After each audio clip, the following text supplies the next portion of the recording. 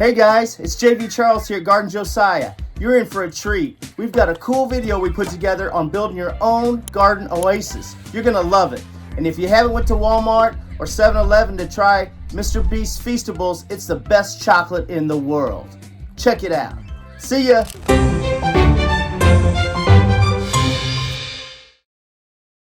Hi, in today's video, I'll show you how we turned a blank small backyard into a cozy outdoor retreat for our family. Plus, it's renter-friendly. Here's the final look you can expect to achieve with this transformation. Stick around to see how it's done. Let's get started. We began by creating a cozy patio space. We used paver stones to lay the foundation for our furniture and more. Here's where we plan to set up our patio.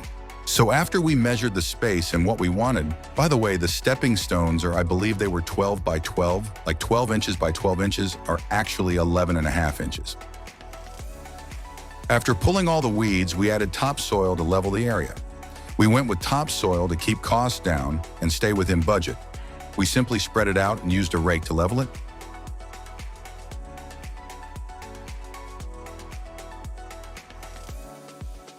This backyard had a slight slope, so leveling it was a bit tricky. We walked on it to find low spots and added dirt where needed. Once the dirt was added and leveled, we moved on to tamping. We rented a tamper from Home Depot for about $7.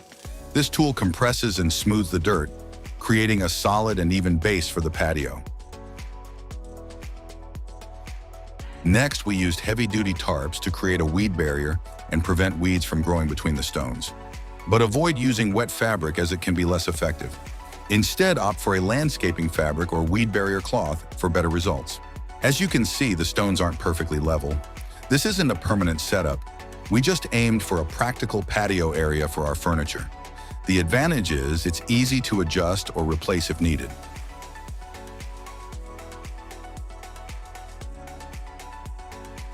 Quick pause. If you're enjoying the video, hit subscribe to join Garden Josiah. Your support means a lot and keeps the content coming. Our next project was setting up barrel planters and 4 warmers 4 posts. We needed sturdy posts to hold a sunshade, so we secured 2 near the fence with quick-set concrete. We planned to install a sunshade, so we needed to create sturdy posts. 2 posts were placed near the fence, away from the house, and secured with concrete, 2 bags per barrel. We mixed the first bag before filling, then poured the second directly, adding water afterward. We made sure the posts were level before letting them set. Here I'm showing you the hardware we used to put up the sunshade. We attached it to the posts and secured it with the rope that came with the shade, making sure it was nice and tight. We made sure the posts were sturdy enough to handle strong winds, including thunderstorms. Then we hooked the sunshade to the chain-link fence using strong rope. The rectangular shape of the shade was perfect for this backyard, doing a great job of keeping the sun at bay while staying lightweight.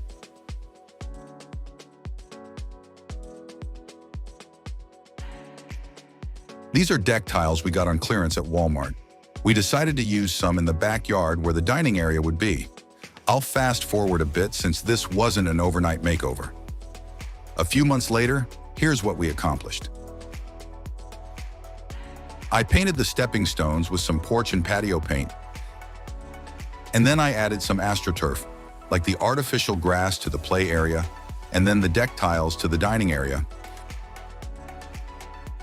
And we also hung some cafe-style patio lights around the sun canopy. And then we put fresh sod and whatever was left in the remaining areas, and then added the patio furniture and the outdoor area rug. And this is what it looks like is.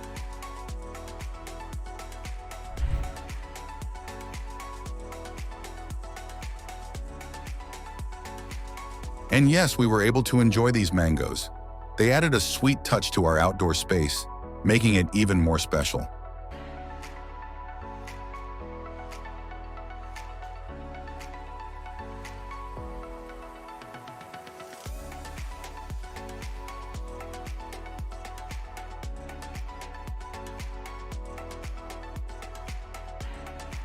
I wanted to show you how we painted the chain link fence a flat black. It was a great way to disguise the rusted fencing. This dining patio set is from Walmart, and the black bench is from Target. The chairs on the patio are also ones that we got at Walmart, and this rectangular outdoor umbrella, and the lights are also from Walmart.